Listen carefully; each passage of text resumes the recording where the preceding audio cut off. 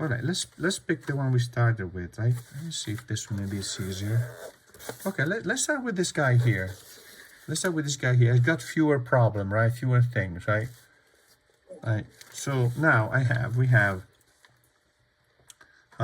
this part is the light part. So I'm going to darken here and here. See that? Try the color, right? Test the color to see if it's enough. Because if it's too much paint, right? If you leave too much paint, you just lift a little bit of it. And now having the reservoir, the brush having less paint, the paint will not flow out so much, right? So you control how much paint you have in the reservoir. Right now we do this here, right? Here. Stop here, right? And maybe we go back a little bit and then dry it up and then soften the edge. Right now I don't have paint in here. Right? Soften that edge right here like that. See that?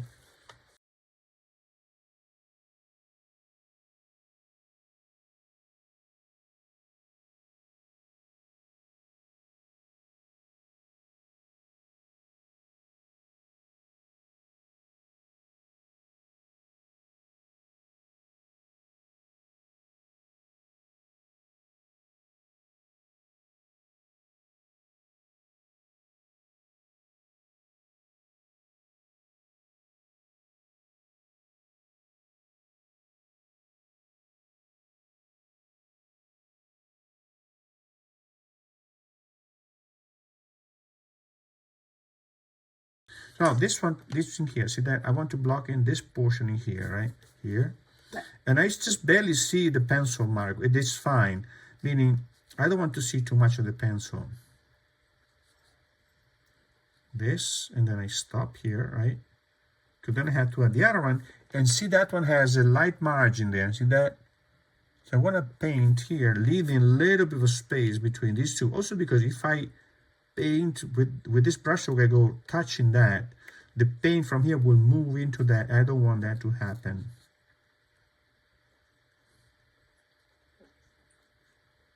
Oh, I see, right here.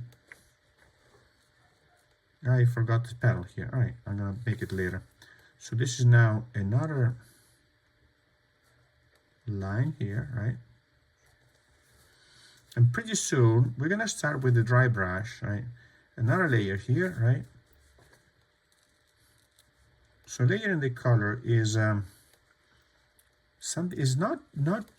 too difficult, but you have to be careful to wait until the previous layer is dry if you want to layer the color, because otherwise you're gonna have all sort of problem. The paint, you're gonna dissolve the paint that you put down before, and you're gonna have a blooming effect, right?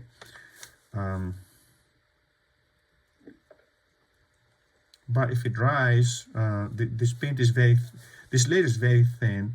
It dries fairly quickly, right?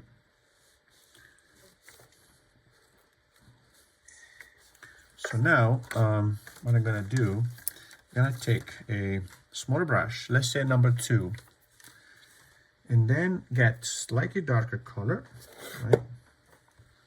I need to make some more.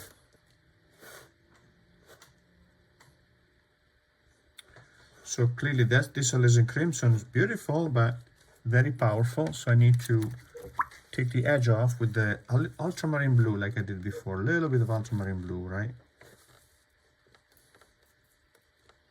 Then test it.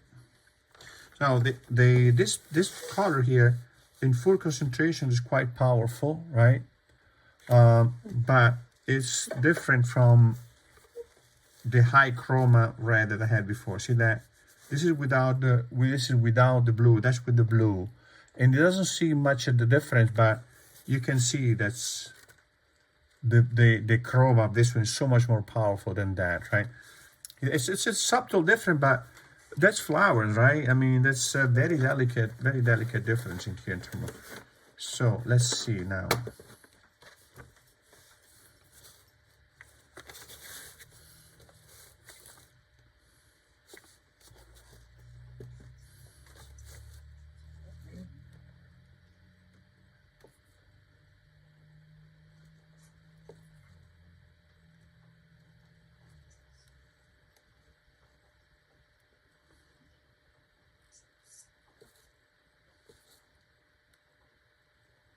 So you see also how you need to control the flow of the paint out of your brush. When you do this kind of work, that is, when you do this kind of work, because if you do a work that is more loose and realistic, etc., you could achieve a very nice effect by letting the paint flow and move around, like this. And you put the blue here, and then you let that move, right? But depend really what you have to do, right? So let's see if now that is too dark, but I'm gonna let it dry first, right? If it's too dark, I might lift it a little bit with a wash, right? So now here we have now this color here. I need another layer here, right?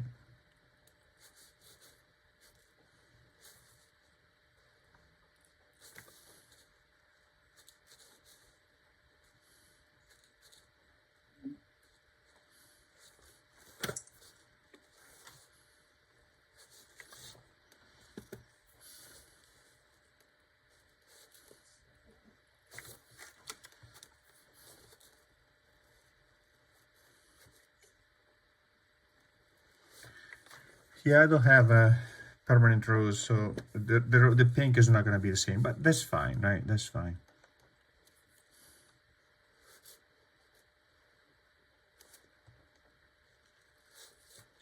So another thing that is important this point in here is those lines, right?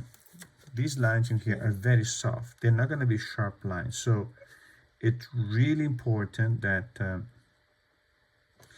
when you block in the line here, you don't want to have something with a lot of pigment like that and make a sharp line like that. See that? That is too sharp. Look how soft that line is. So we need to achieve it maybe with 2 or 3 passages, right? 2 or 3 passages like this, and just weaker, right? Weaker pigment here over the previous one here, like this, right? And so that they kind of overlap a little bit. They create a little bit of a softer margin. They're not. It's not a super sharp, highly chromatic, intense line, right? So I have this one. I'm gonna block in this one, and then I need another volume here, right? So this is a nervature. That's a nervature, and that's probably another nervature. So just block this one here.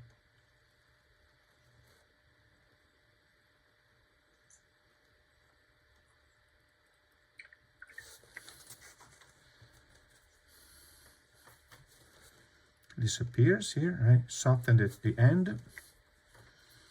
And now we can do stuff like here, darken this, right? Darken this part in here, and this is another panel that I miss here, so I'm gonna put it in now. What I'd like to do is this goes back all the way up. This is the green. Okay, this blocking the leaf to see how the leaf works with this little flower, right?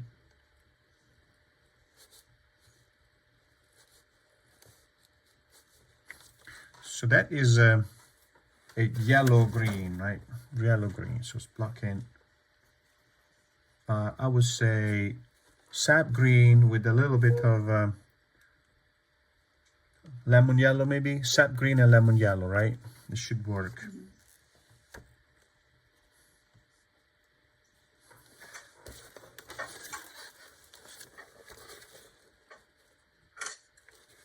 Okay, if I keep it very diluted, it might even work. Let's see.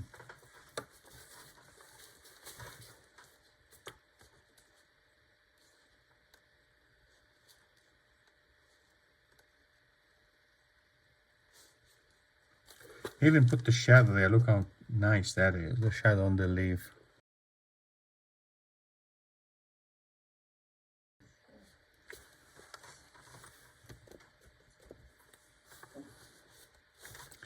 Incredibly gifted, these guys, right? Yeah, I put some green and yellow, creating like a base of color. Then I'm gonna darken that a little bit.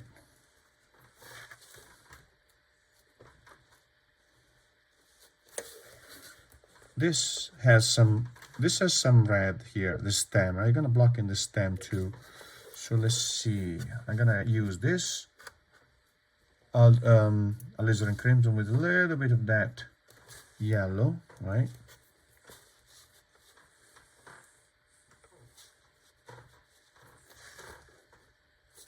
All right, it looks like it's okay, right? This color looks okay, right? It's weaker, but I'm gonna dilute this, right? I'm gonna dilute the paint here.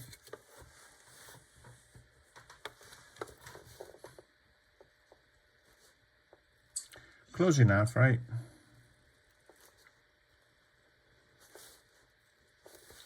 It don't seem like we could do all of them, so let's do all of them, right, with this paint.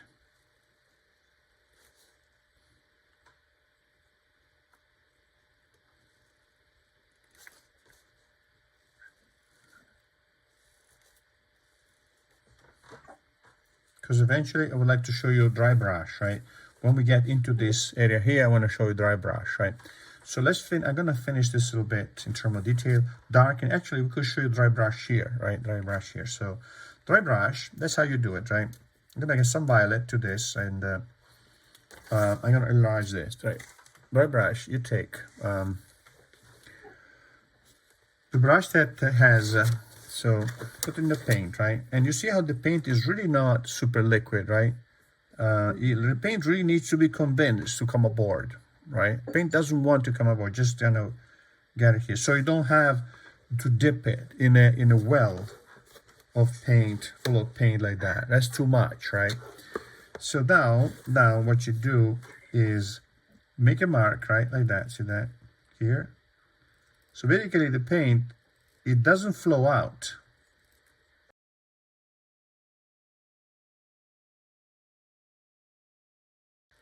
If the paint flows out, then it's not dry brush. But see how you can obtain an even layer of paint. See that? By painting. Let me do it even larger, because that way it's going to become even more evident, right?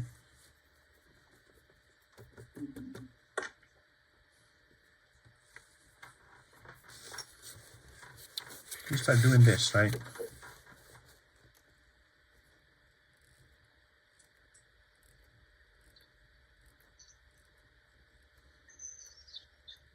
See how it's basically a wash, right? You gotta train your hand to do it a little bit, right? But what I'm doing, I'm putting a layer, a line, right, of paint, one next to the other one. And as they're so close, they touch, they blend together, and there's no solution of continuities here. See that?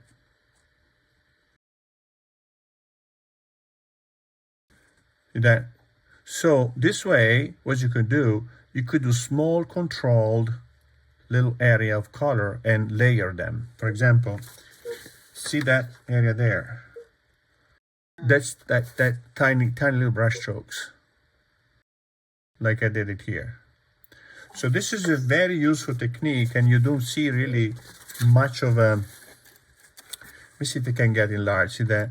Even enlarged, you don't really see the single brush strokes.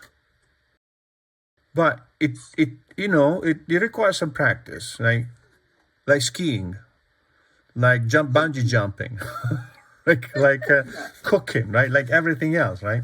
So now here, we'll see how we go. This part here is a little bit darker. See that? So here.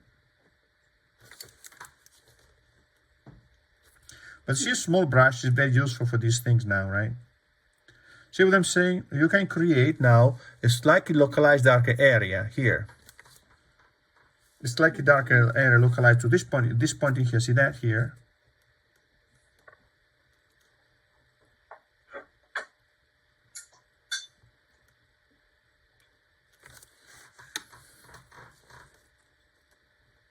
And then soften it up, right? Soften it up, right?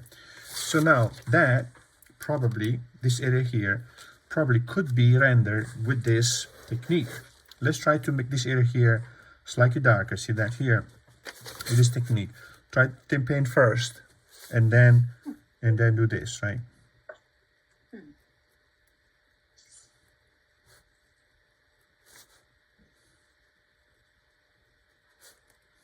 See that? We make it slightly darker. This one here also is darker. See that? We could do that too, right here.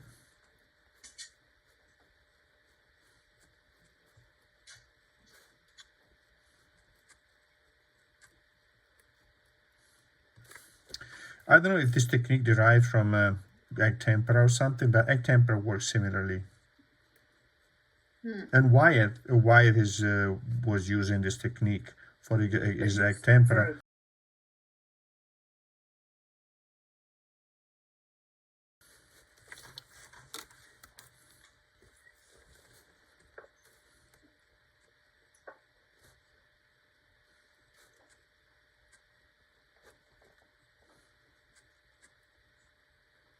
Now this part here is a little dark around, but I want to create it gradually, right? Because it's so localized, right?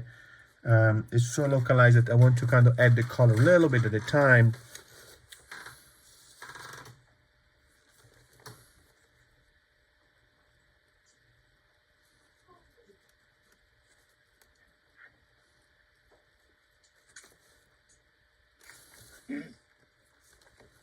Darker here, right? See that?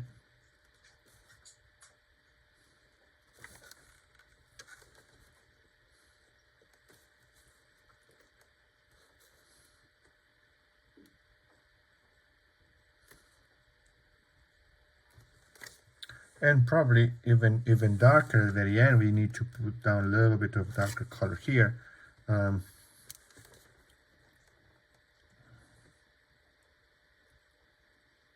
Right, making that part depressed, right? So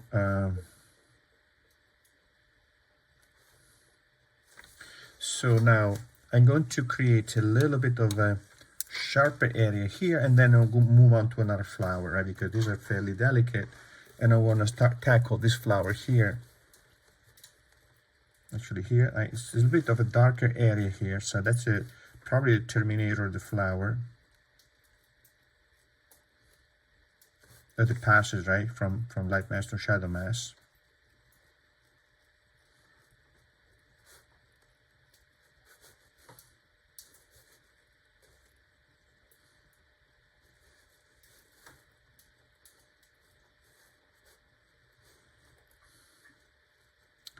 So there is this one of Cook's expedition, right? I can't remember actually if it was Cook's expedition. Yeah, it was Cook's one of Cook's expedition to Tahiti was the excuse was because there was supposed to be an alignment between Venus and Mars or something like that, and the astrologers were saying that will help us. Sorry, astronomers. They were saying that will help us to find the circumference, either the circumference of the Earth, no, actually the distance of the Sun from the Earth, something like that.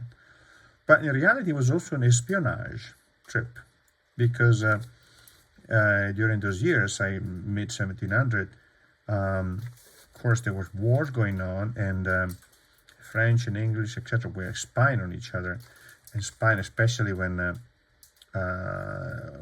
activities in the colonies and other parts like that. So Cook was also, it was a military man, so he was doing his not just collecting plants, right, but exploring the world and finding new economic interests, right, but also checking out on the enemies, right. So now, see, now we could go over layer over layer over layer and make it more and more volumetric. But I chose this because it's very subtle. This flower very subtle to do. So, so that's a lot to learn. There's a lot. We can learn a lot. Now this one here, right? Now we move on to this one here, right? So we could do first a little bit of so eventually you want to limit the number of layers to only those necessarily, right? You don't want to, you're gonna do like 55 layers of color when you could do the same thing maybe better with like 3 or 5, right? So let's see now, there's a value here, it goes down all the way like this, right here, and then this is here, and this is also here on this side, and here. Now, before this thing dries up, rinse the brush, take off some water, and then soften the margin here. And we're gonna move quickly when we do this, right? When we go, you go, right? You put it down and then go, right? Because otherwise, it dries up, and then you lose it, right? So you are relaxed before you do it. You think, what do I do now? What do I do now? You think, you do the thinking before you do it, right? Then when you do it, you already know what to do, and then you just do it without hesitation, because if you hesitate, then the paint will dry, and then that's it, right? So now here, I need to soften this a little bit, right? See that, right? I soften this a little bit more, leaving the area lighter in the middle, right? And then I need to darken the other side, right? So I'm playing now this, I'm doing now this part in here, and this part in here, a little bit darker, right? To give it some volume.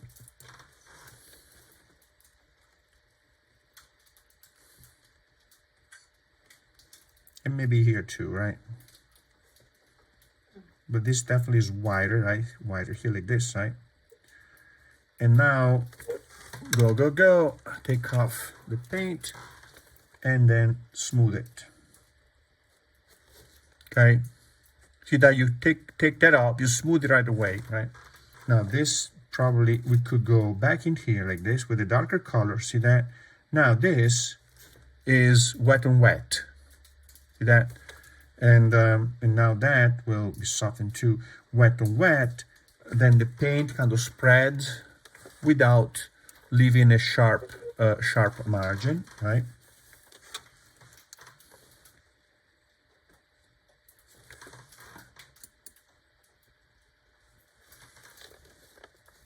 This is also dark here, see that here? And soften.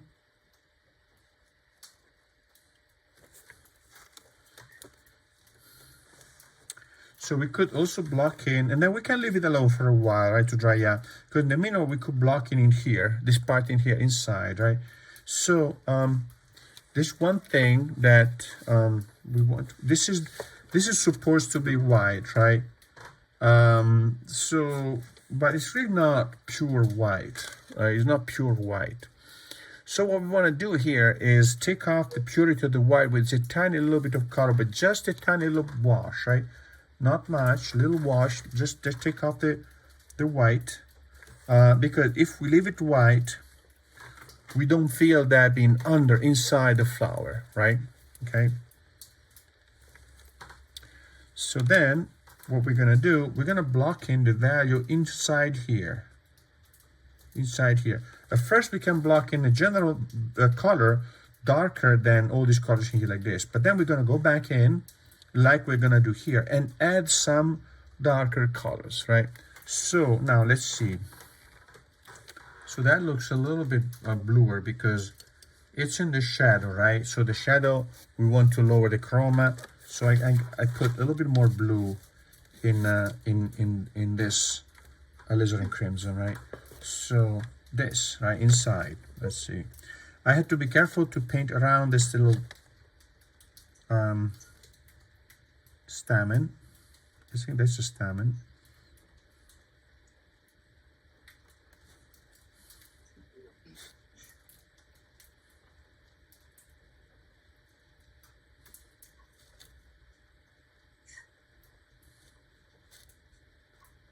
And then we soften the margin, right? Not necessarily here, but here, because that's the plant is the plant is turned. So The brush now is dry. I lifted it and I'm moving this paint a little bit, because if the brush had water in it, what happened? The water moves down into the paint and then it creates a bloom. And I don't want that. I don't want that, right?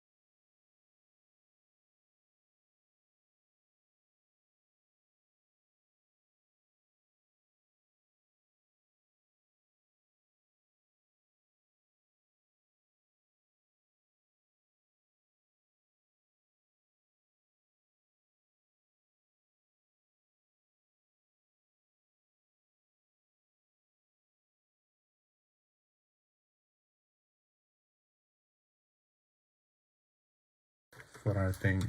So here, now see that part in here, we block it in here like this, and then soften them. So when you, again, when you soften, let me show you again here, right? This is important, right? When you soften the brush stroke, right, you block in the brush stroke, right, here like that. You block in the paint, right, and get it darker here. Block in the paint. When you want to soften that sharp margin, rinse the brush, take off the paint, and now you can go back in there and challenge that right here. Makes sense? Here and here. Now this is a little bit dry already, so I could dampen it a little bit and then soften. So now the brush is not completely dry, it's a little bit damp.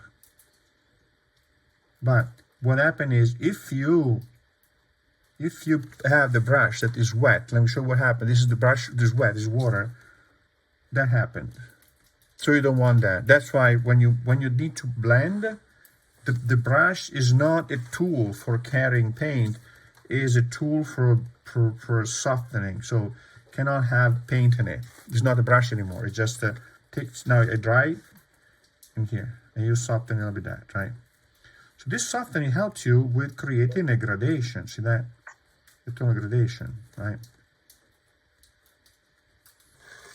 Back to this, and now I'm going to get a little bit darker, a little dark inside here, right? This is gonna be now dry brush. See this area here, right? See, it has a soft halo. It's not a sharp area, very defined area, soft area. And this line here is kind of fuzzy, right? So we could now start blocking in this with the dry brush here.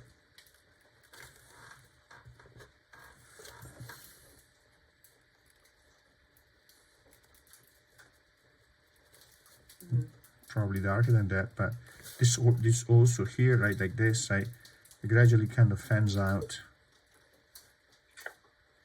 I just put tiny little brush strokes where I want them to go.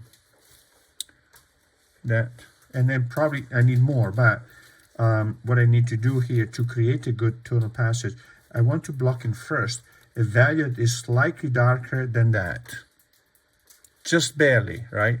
Slightly darker than that, and then go in with another values, this darker than the last one, but more localized.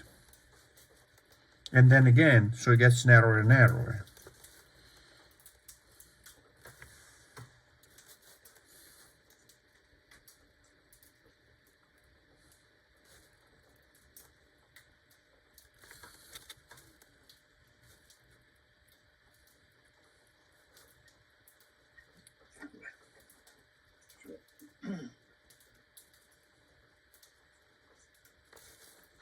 See that? You get darker and darker, right?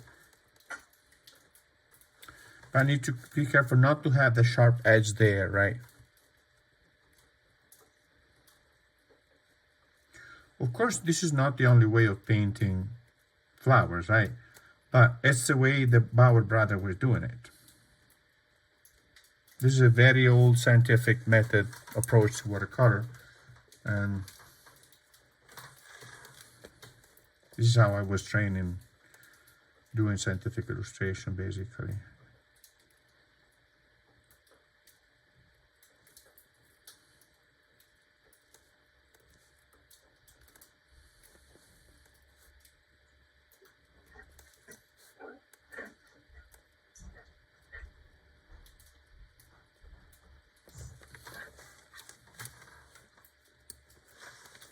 This part here, right? So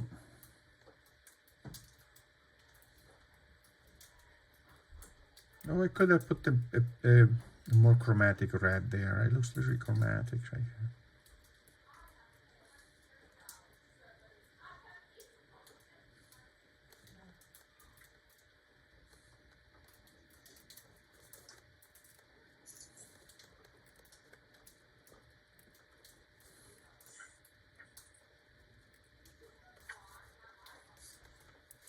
Right, so a little bit lighter, darker, darker, and then I go over it again, darker here, right, a little bit here.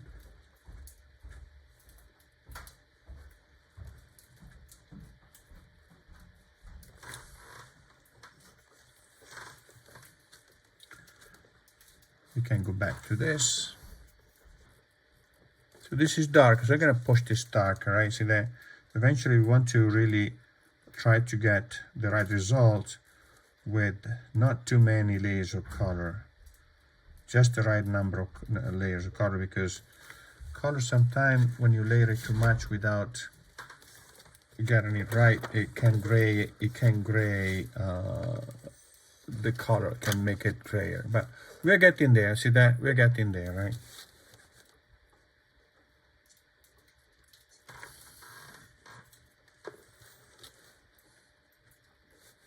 It's darker. See how you can get darker and darker, right? Smaller, smaller area, darker and darker, and that will kind of becomes more and more sharp, right? And volumetric.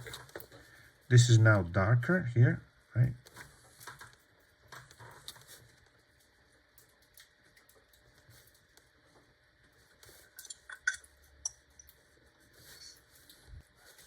So,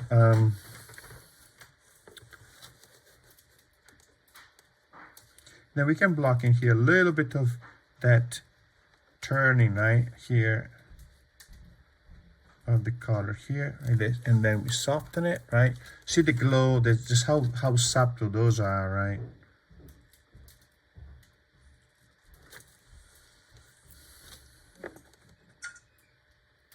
So subtle, those tonal passages, right? Beautiful, right? Really beautiful.